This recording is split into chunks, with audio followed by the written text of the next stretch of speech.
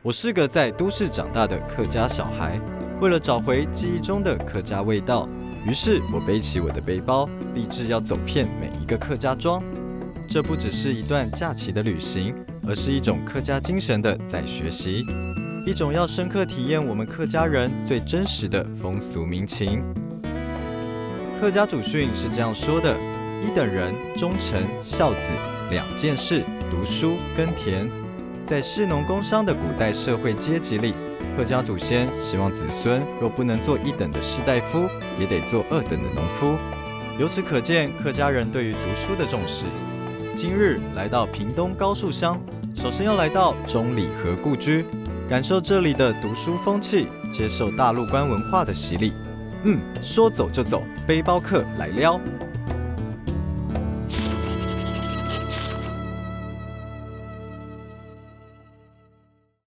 钟礼和，人称倒在血泊里的笔耕者，从小喜爱文学。小时候的钟礼和居住在此，幼年的成长环境深深地成为他日后创作的基地。我熟读许多钟礼和的文学作品，但却是第一次造访他曾经居住过的空间。今天就让导览员温大哥带我好好认识故居之美吧。其实大哥，我有发现，其实我们客家人对于读书啊是非常重视的。像以前我们客家祖训也有说过，就是一等人、忠诚、孝子，也是在勉励我们要努力读书，以后为国家而用，对不对？是我们客家人，因为都是一直迁徙的民族，所以唯有读书，经过读书这个管道，才能进阶为当官。所以说我就是很重视的后代子孙要去认真读书，才有翻身的机会。据我所知，热爱读书的钟礼和因体检不合格，供学校毕业后并未继续升学。然而从门楼的建筑形式，却再次让我发现到士大夫文化的表现痕迹。这是钟礼和故居的一个最有名的秀才楼。它是因为他的钟礼和伯父有考上秀才，所以才能建了这个俏燕尾的牌楼。这是钟礼和故居的一个特色。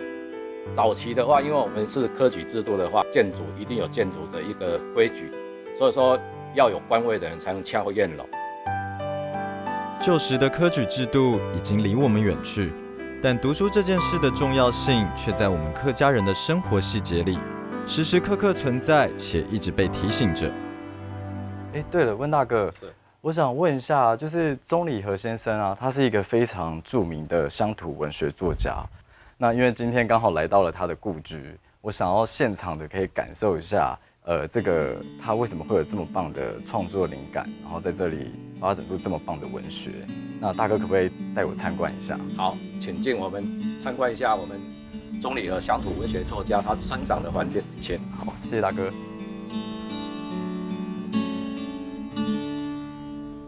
那我们往里面就是看我们的钟礼和故居。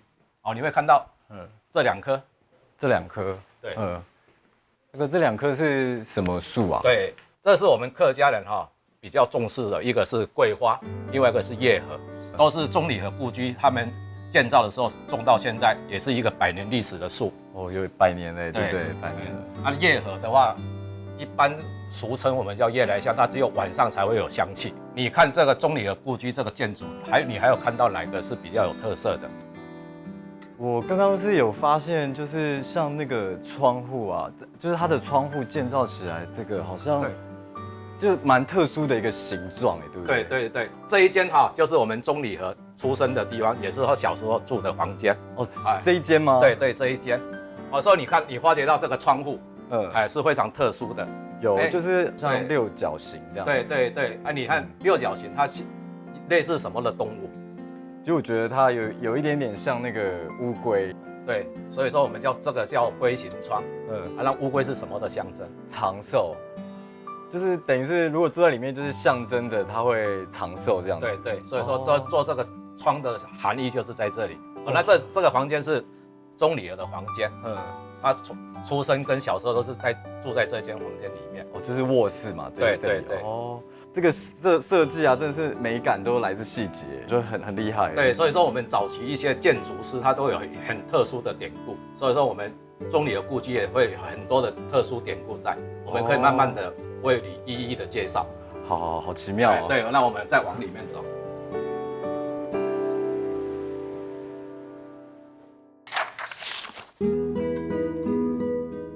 故居为典型的客家合院建筑，曾是富家宅院双横屋的格局，从横屋间的侧门与窗棂等便能仔细地瞧出来。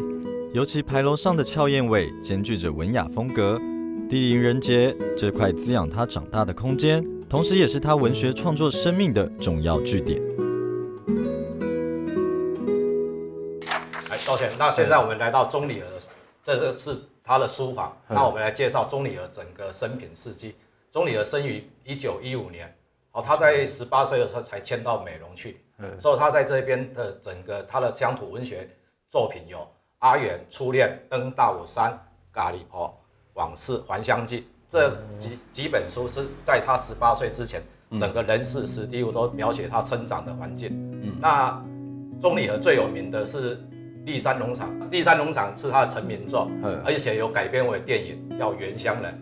那我们现在这里书房还有一个很特别的东西，让你考你，让你动动脑。这个是你猜是什么？这个是在门的旁边，应该是回来放钥匙的地方。这里是钟理儿的书房。对。那晚上读书的时候需要什么？晚上的话会需要灯。对，这个就是古时候放什么灯？这以前就是在读书晚上，然后放油灯吗？对，这是放油灯的地方。哇，这个好小巧思哦。是。原来以前他是用这里，然后放油灯，然后来读书，这样。对，这样可以照亮整个这个书房。对，然后我们继续我们的行程。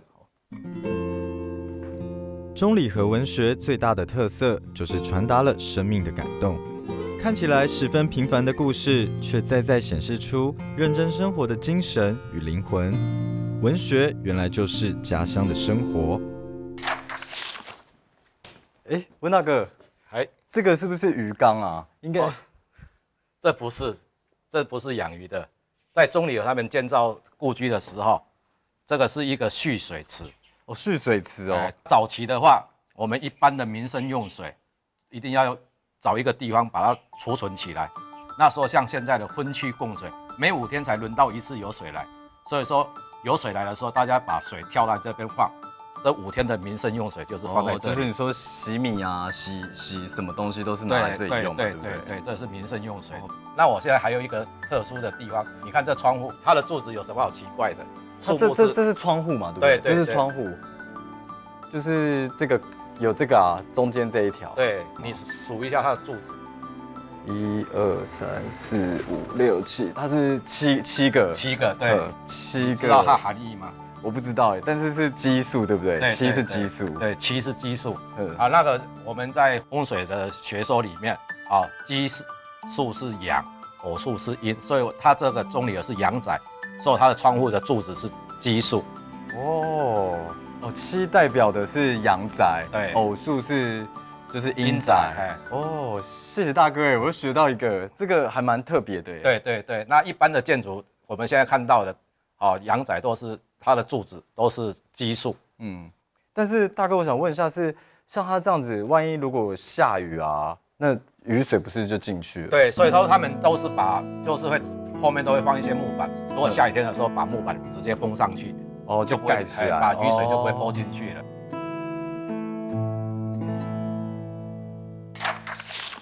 故居巡礼来到了最终站，温大哥带我来到了客家精神寄托的所在地——客家祖堂。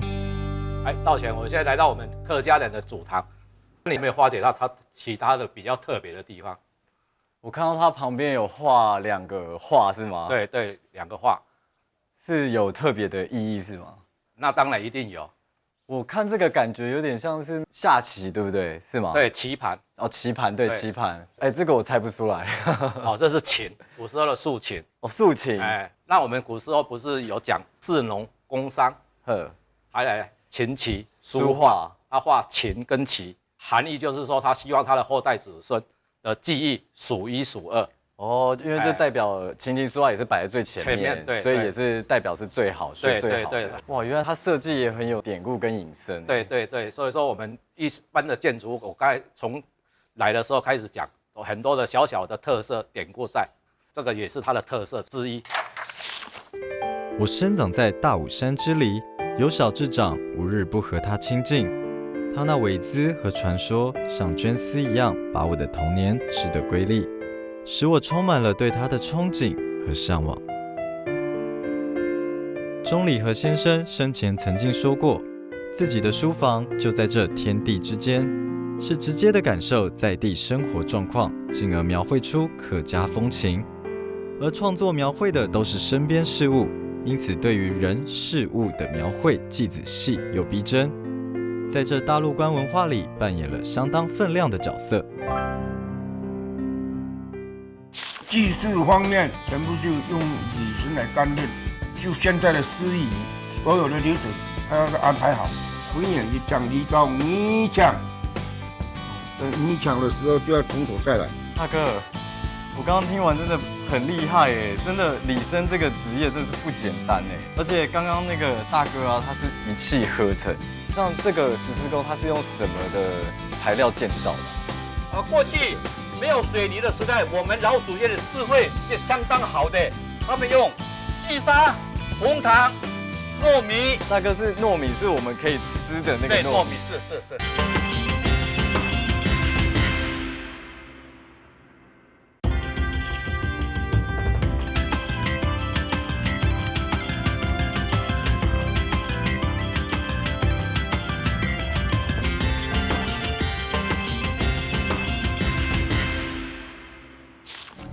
大陆关是高树乡的古地名，在当时的农业社会，能担任乡里重任的大多是读过书的人，而在这里有唯一一位担任全村各式祭典仪礼的李生李丁祥。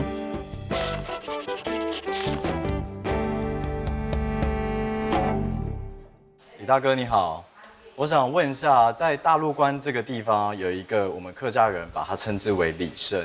那刚好李大哥呢是担任这里的李生，其实我有点好奇，也有点疑问，说李生到底是什么样的一个职业啊？李生他的意思啊，就是那个以前的祭祀方面全部就用李生来担任，就现在的司仪，所有的流程他要安排好，古早的那文化传承，婚丧喜庆都是一样。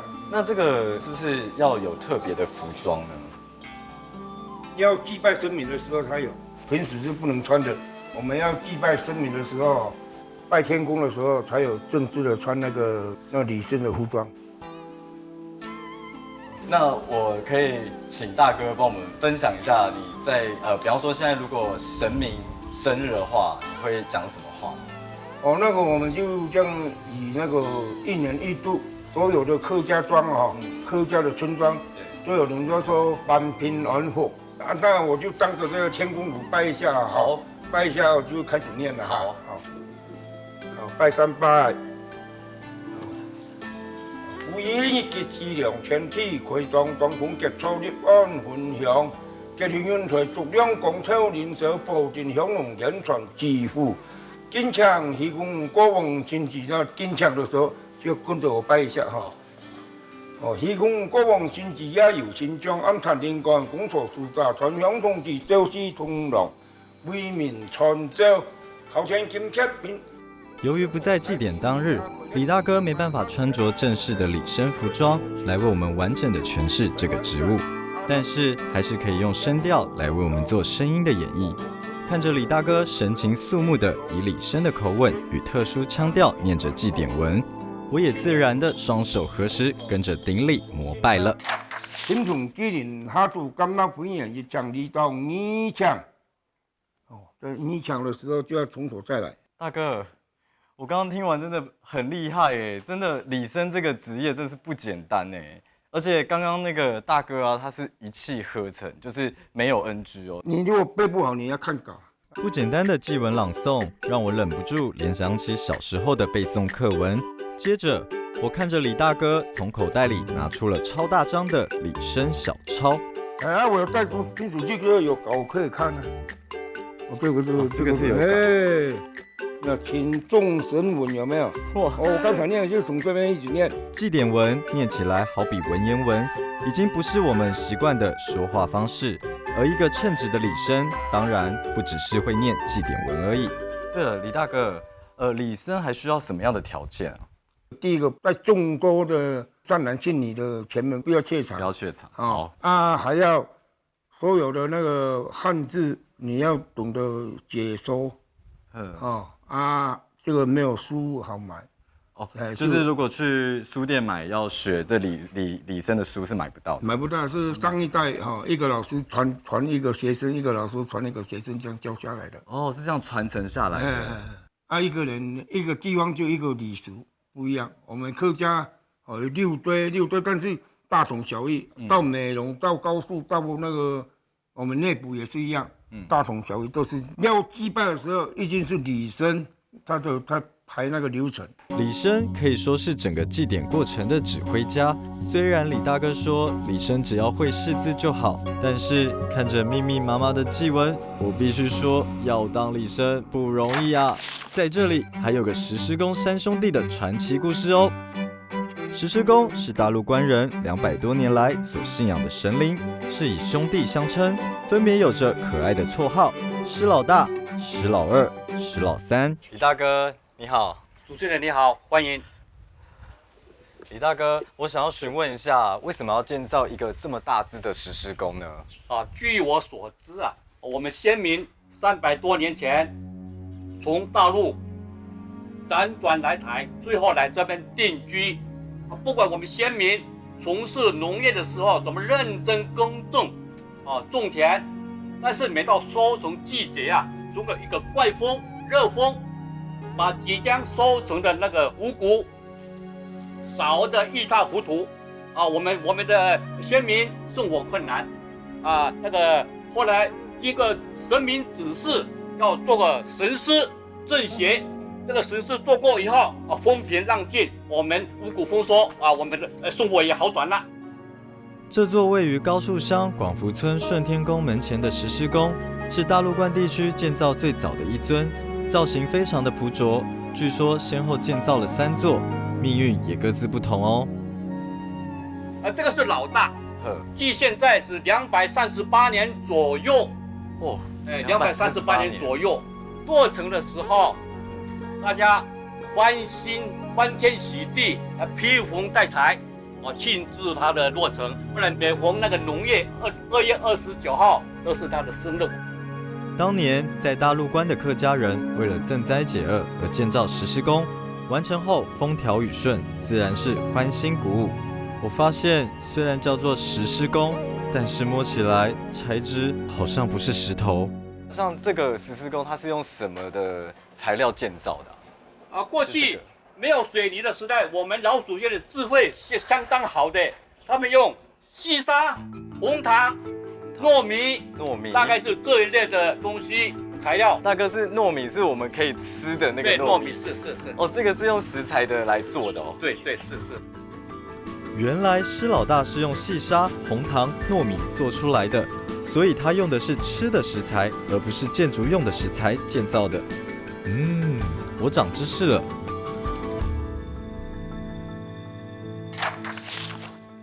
哇，李大哥，是。这施老二看起来特别有沧桑感哎。的确是如此。这个老大完工，80年后有一次山洪爆发，把这个村庄冲毁，施老大埋没在地底下。后来没有人庇佑我们啦，在经神明指示建造施老二，有97年的历史啦。这个施老二相当照顾我们这个地区的水源就引起附近村民的不满，怪罪我们施老二。可怜的施老二，其命运虽不像施老大因山洪爆发而被掩埋，但却陷入了九南市与大陆关地区族群的争水之战。大陆关自古以来均有洪患，根据传说，石狮宫能够让大陆关化险为夷，却也导致两地居民彼此的记恨。一次洪水分流的洪害，九南市因为灾情惨重，便将争抢水权的嫌隙归咎在施老二身上。心生仇恨之际，便借由神明指示，将大钢钉钉在施老二的屁股上。自此，施老二神威不在。哇，李大哥，是，施老山它看起来颜色好鲜艳，而且很开心哎。是的，的确是现代化的建筑。那至于为什么会做施老山呢？是因为施老大失踪了，施老二被隔壁的村庄破坏神力了，再也没有人保护我们大陆关部落了。再经过神明指示建造这个现代化的老山，施老山继续保佑我们地方是这样的。听完李大哥用丰富的肢体语言为我们讲完石狮宫的传奇故事，就好像在听自己家中长辈对过往的叙述，生动又有趣。但是故事还没完哦，这石狮宫三兄弟可是有个自己可以动手做的有趣的事情。不要走开，广告后跟我去看看就知道了。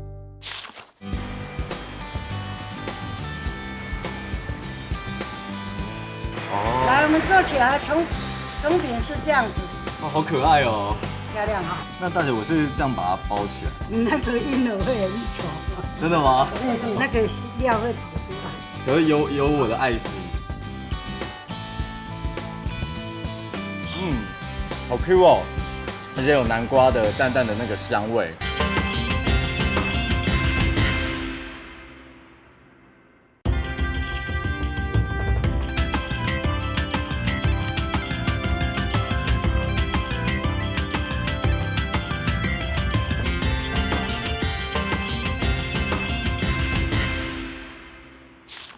刚刚听完石狮宫的故事呢，其实它主要就是象征赈灾解厄，还有保平安。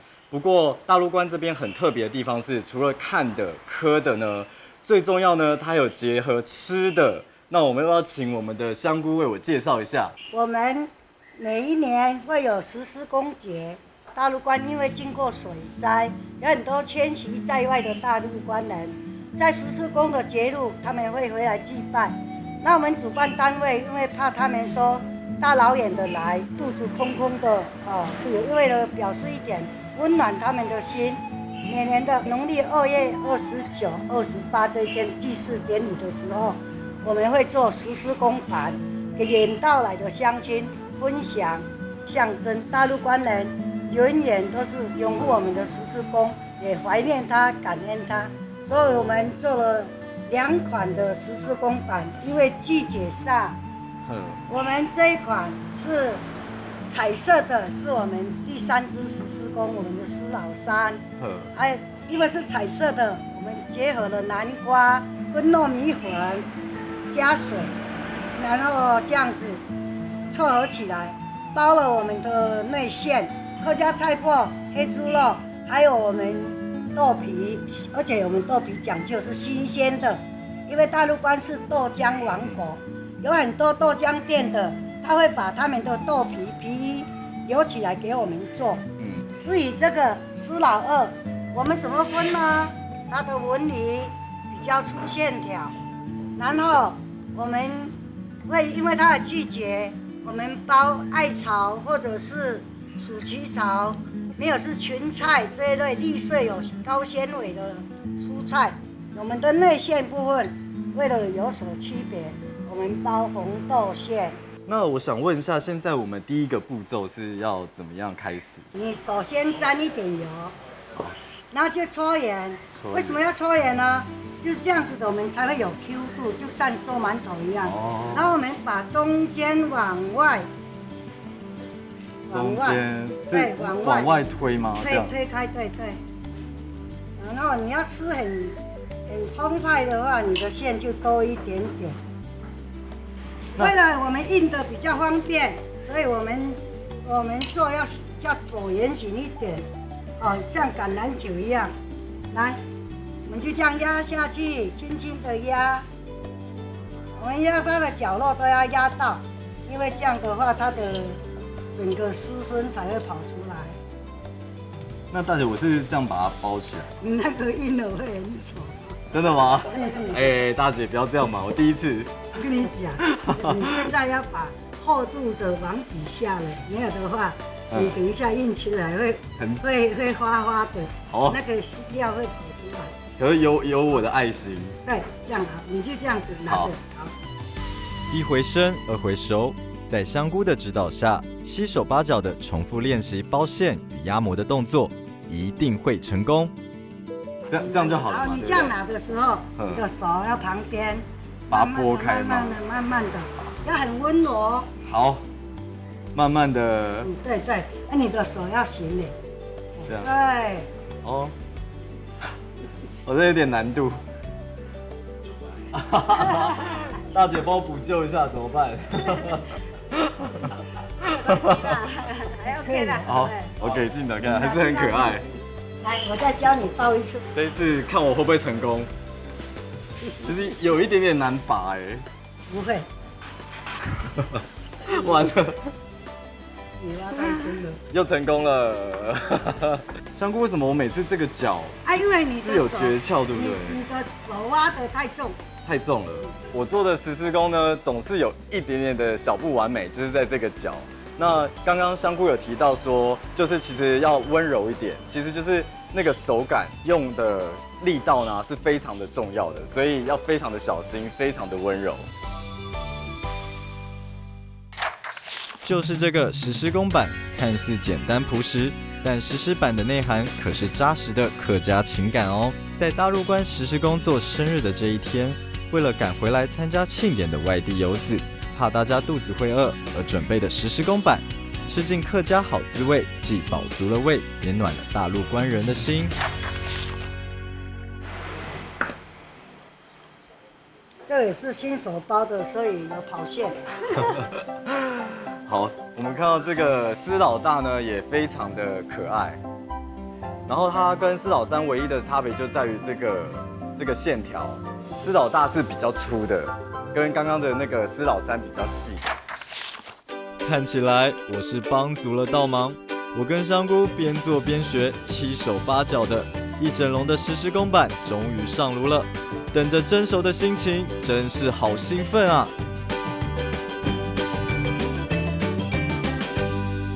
好，成果验收，已经蒸好了。好，有没有看到？这就是老大，然后这个是老三，还有香菇特别为我定做的迷你版，我现在就要来试吃。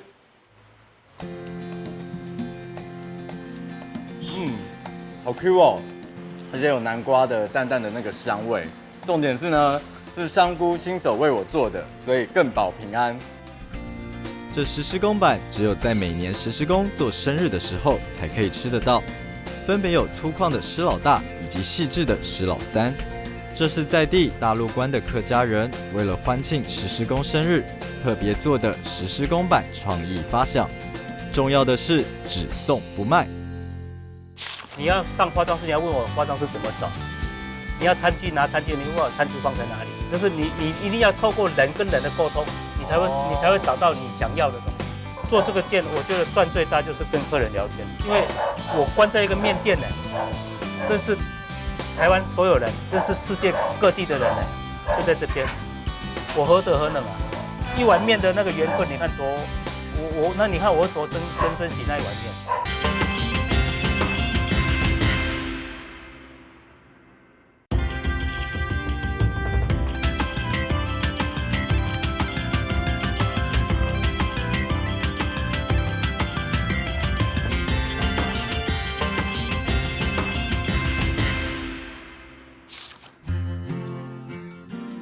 最动人的总是隐身在最不起眼的角落，坚持传统，使用柴火煮面。这是位于高树的大陆关老面店，面店没有店名，门口前的木柴、木板凳、木质橱柜，一切的一切都是这么的吸引着我。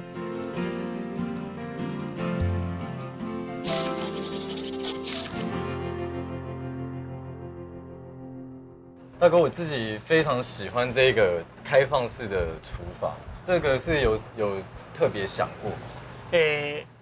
你有没有发现我店没有指标，没有任何指标，包括厕所的指标都没有？对，我有发现。好，我们很注重人了。我们这个店的设计一个很重要的宗旨就是把人留下来。你要上化妆师，你要问我化妆师怎么找。你要餐具拿餐具，你问我餐具放在哪里？就是你一定要透过人跟人的沟通，你才会找到你想要的东西。人跟人都是有温度的，也是要透过这样子，透过我们对话才能让彼此的距离更近嘛，对不对？现在的人这样手机这样滑，好像人跟人好像很近啊，其实反而人是越来越远的，对不对？好可惜哦。所以大哥是没有手机是吗？我没有手机。那万一如果要联络你呢？哎，终究会找得到我了。真的吗？温大哥很注重当面沟通，目的就是要增进人与人之间的温度。不用手机，只因为他都会待在这老面店里，很容易就找得到他，有事当面讲。他认真的煮面，希望客人能细心品尝，就像在店里陈列的当代客家文艺品一样。认真的作品别透过网络找图片，而是直接来店里近距离接触这客家之美。大哥，你刚刚其实你提到有一个，我觉得对我来说很特别，是你有提到你是以人。那我很好奇是你现在，那你这个经营理念，你是用什么经营理念去经营这家面？还是以人啊？我觉得现在人很可惜的，就是也很可怜的哈，吃的东西慢慢没有食物可以吃，变吃食品。所有食品就是合成，太多合成的东西了。对啊，所以我的东西就是慢慢走回去，就是让客人吃到真的食物的味道。我就回归最原本的食物。所以而且我调味也越来越简单，也不油腻。我虽然很非常客家味哦，你也吃的是我们是有一次吃过，你就知道这个地方非常客家味。可是我把客家的一些重要的元素留下来，可是我觉得以现代人的健康概念来讲，可以舍弃的我都把它排除掉。客家一定要那么油腻吗？一定要味精加那么重吗？好。对啊，像我不加味精，所有食物都不加味精，不用讲了，就是不用加了。所以我没有强调，那个本来很自然，那个就是自然的事情，就那么自然。哎，对，哦，就回归人的本性啊。像你吃那个青菜的那个，我自己种的锅猫那个味道，哦，很多客人来吃到最后，他不加沙拉啦，他不加酱油，他就直接就吃那个青菜，什么都不加。大哥，你还自己有种菜是吗？我自己种菜啊，自己种菜。哎，你看到绿色的菜都是我自己种的。一天要去田里最少1个小时。你没有去，它就会荒废掉啊。好啊，一定要采菜回来供应给客人吃啊。对啊，我最近看很多报道就好了哈，很多米其林的厨师就好了，他自己有自己的菜园，最少他有自己的香料园。好，对啊，我觉得这个是才抓得到食物的味道。哦，为什么米其林的那些厨师都要自己种香料？他才抓得到真的味道。温大哥用心的研究每一种食材的调配方式，舍弃了不健康的油腻还有味精，就是要让来的客人能够吃到食物自然的原味，不但保存了传统的味道，而且还发现了这种新的客家味。这边的客人90%都是外地专程来的。他们喜欢这个氛围，可以坐下来。来不一定要叫面哦，我的客人来不一定是要叫面的，他来可能是坐着喝一杯水就走了，多好啊！我以前常在台湾流浪，我常常以前就过这种生活啊，就是很多人就叫我说坐，年轻人坐一下，喝杯茶再走，素不相识，从未谋面。后来我就觉得我如果可以的话，我可以经营一个这样子的地方，让你这样路过的人。是一个友善的地方，他可以坐下来喝一杯茶就走，不用招呼也没关系。好，对啊，我喜欢这个氛围，就是很没有距离感。台湾以前是这样子，早期是这样子，是因为后来经济一直发展才改变掉了，好可惜哦。那就是互信嘛，人跟人的互信消失掉啊，我们都当它理所当然哈，也没关系这样，当然没关系啊。可是你终究你有一天这样可以这样静静的坐下来的时候，你就会觉得。那些东西当然是看不到的，它消失掉是非常可惜的，对我来说是非常可惜。就像温大哥说的，在早年的客家庄里，店家都会在店门口放一桶茶，让路过的客人可以坐下来喝一杯茶，歇歇脚，甚至是喝完了就走，不用招呼也没关系。这真的是好客的客家人最真实的写照啊！其实做这个店，我觉得赚最大就是跟客人聊天，因为我关在一个面店呢，认识台湾所有人，认识世界各地的人呢，就在这边，我何德何能啊？一碗面的那个缘分，你看多，那你看我多珍惜那一碗面，对不对？因为其实每个人就像一本故事书，对啊，那就显得一碗面就可以得到一本故事书这种珍贵，对不对？对啊，我几乎一辈子都在乡下，我身上所学的很多都是从别人身上来的，几乎都是从别人身上来的，一直在交换，一直在交换。其实大哥，我刚刚其实我走进去有看到很特别就是那个柴火，对啊，我觉得这很没有效率，这是很小的时候才会看到的。我烧柴烧10几年了，你越烧柴，你就越珍惜自己，因为木材哈不像瓦斯，它很方便的，你不用看它，它都亮，它都一直着着。你木材你10分钟你不去看它，它就没有了。你为了要让这个整个环境，整个环节能够运作起来，你就无时无刻你就要开始随时都要去注意你的灶有没有火。我们这边有分2种了哈，大部分木头大概分3种，一个是蜜枣，我们高速产蜜枣很有名。蜜枣每年它都要修枝，就是我刚刚看细长的那个。对，黑黑那个，那个是蜜枣，蜜枣是一举2得啦。对农民来讲，他要废除掉，那是垃圾。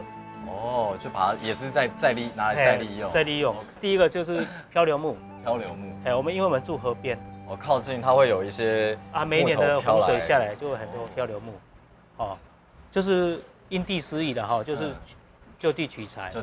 然后第3个就是人家拆房子，我乡下很多老旧房子拆除的时候，梁柱，最主要是这个3个那个来源。那这3个烧出来会有不一样的那个效果吗？漂流木最好了。漂流木是最好的。漂流木最好烧，而且它里面很多很高级的木头，烧起来就很香。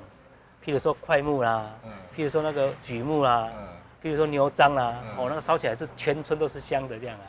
它那骨头熬出来的那个味道是跟瓦斯熬出来的味道是不一样的。小时候，阿婆家中就是使用这种大灶烧柴来煮饭炒菜。炉灶要控制火候相当不易，但是用柴火炒出来的菜别具风味，这是瓦斯炉所取代不了的味道。温老板坚持要使用大灶来煮面，实在令人佩服。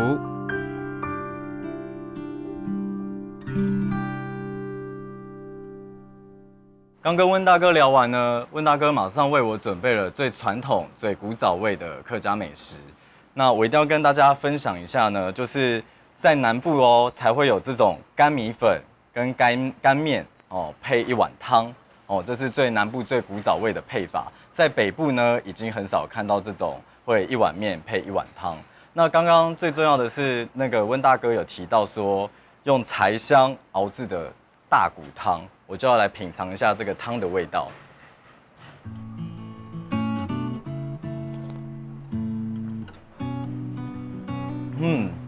好喝欸，真的像大哥讲的，就是有一种淡淡的那个柴香，而且真的是没有味精，所以喝起来非常的纯。当然一定要特别介绍就是这个豆干，这个豆干呢有一个非常特别的地方，不知道大家有没有看到？这个豆干呢是它中间都有这个洞，那也是老板的坚持，因为老板呢坚持说用这种豆干它的那个在卤的时候更入味、更好吃。所以来这里吃的人呢，一定会必点这一道豆干。坐在古早味的长凳上，吃着客家古早味油葱干米粉，每吃一口都让我感动许久。老面店有很淳朴的在地滋味，温大哥收集与展示的老文物也很富有教育意义。他说想将地方的文史透过解说介绍给游客，让更多的人了解他的故乡，也算是为大陆官文化尽点力。刚刚吃饱饭，也跟温大哥聊了一会儿，在这样的一个氛围里面，其实我最佩服的是大哥的手作的坚持，还有他的经营理念。最重要的是呢，我吃到浓浓的原香味。教育要向下扎根，才能向上茁壮发展。在高树乡大力的推广大陆官文化之下，这群官府国小的夜光天使们，正是传承了客家文化的幼苗哦。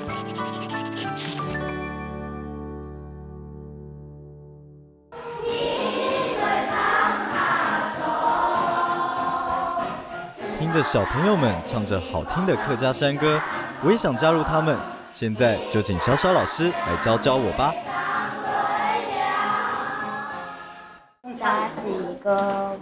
向东，沙溪谷面向东，神通广大好威风，神通广大好威风，河水东东风，咱河水咱轰动。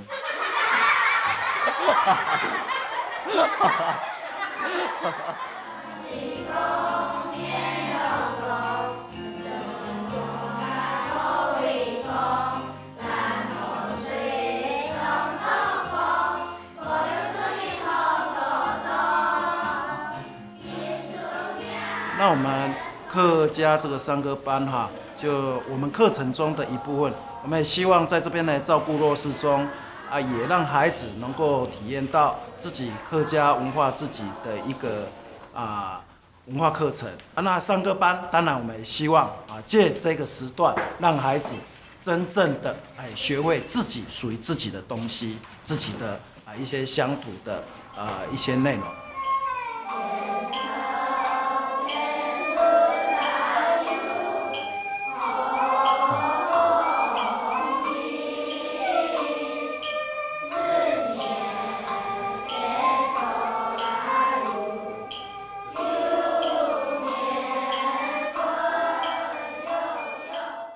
我们这个是月光天使班里面的一个山歌课程班啦。那我们最主要成立这样的一个山歌班，最主要的目的，我们是希望透过学生在学习山歌的过程中间能够学习到客家话同时也把客家山歌音乐之美能够让孩子的心里面能够产生极大，所以我们特别在这个夜光天使班能够成立这样的一个山歌班。印象中，小时候在课堂上能唱歌的机会不多，对于客家歌谣也觉得陌生。今天来到了大陆关，无疑是个难得的机会，重温课堂上唱歌的欢乐，也跟着小朋友学会唱道地的客家歌。那我们就聘请了阿香姐来帮我们来做教学。那阿香姐平常特别指导我们小朋友在做山歌的教唱。那从这个山歌的教唱的过程中间，我们发现我们孩子在学习的对于整个语言的学习过程他是非常有兴趣的比一般我们在做一般的那种客家话的教学的过程中间是更有兴趣、更有影响力那我们也因为孩子学了这样的一个客家山歌，所以我们也利用在运动会的时候，我们也让孩子在运动会的时候能够唱给我们的家长、社区的家长听到，那也展现出我们整个教学的一个成果。阿香姐，我想问一下，在教唱这个客家山歌的过程中碰到最大的那个困难是什么？因为我们的小朋友大部分有些是外配，有的是从小就讲国语的，讲国语，一般的客家话比较生疏，所以在学习的过程中要纠正一下我们在地大陆官腔的发音，所以有比较困难一点。所以就是有时候会要一个一个字慢慢的矫正这样。我们一条歌会先教他们用我们客家母语，先念2遍，然后才开始教唱。就是先把它念熟之后，发音标准之后，我们才开始唱歌这样。对。阿香姐有带他们去表演或是比赛之类的？比赛是没有去表演过，而且我们唱的歌是一般外面比较没有的，是我们大陆关以前的民谣，那是我们从我们的阿嬷、阿公、阿祖开始流传到现在。因为没有谱了，我们去找老师配谱，一句一句的录起来的。那我刚刚有听那个小朋友唱了一些，刚刚都是大陆关的山歌嘛，对不对？对。是不是？我想问一下，是不是有一首山歌，就是刚好是我下午去参观的石狮宫？有。真的有。待会就要唱石狮宫。对。好，那麻烦阿香姐要唱给我们听那个石狮宫。小朋友会唱。加小朋友，对，小朋友要唱给我们听。在小小老师与香菇的指导下，我也跟着一起一字一句的学习客语，学唱客家歌谣，在歌声中重温大陆关石狮宫的故事。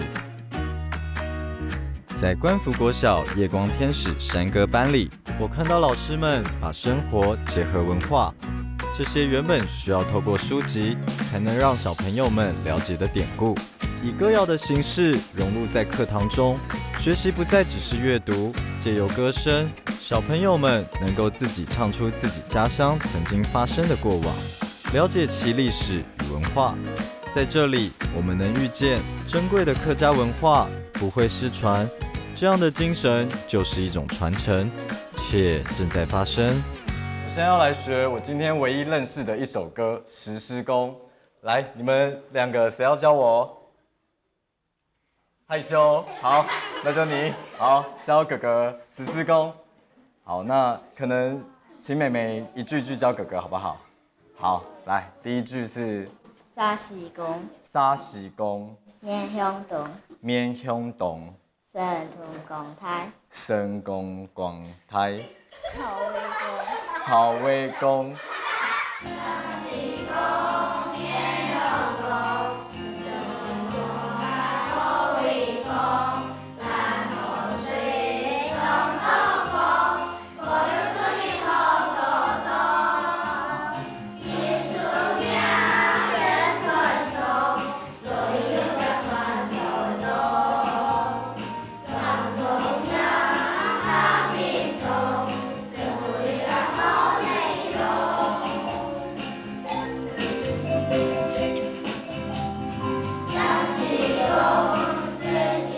看到老师、村民以及小朋友一起学习客家山歌，把原本快要失去的客家山歌文化再找回来，这不就是钟理和先生在小说《原乡人》最后所写的？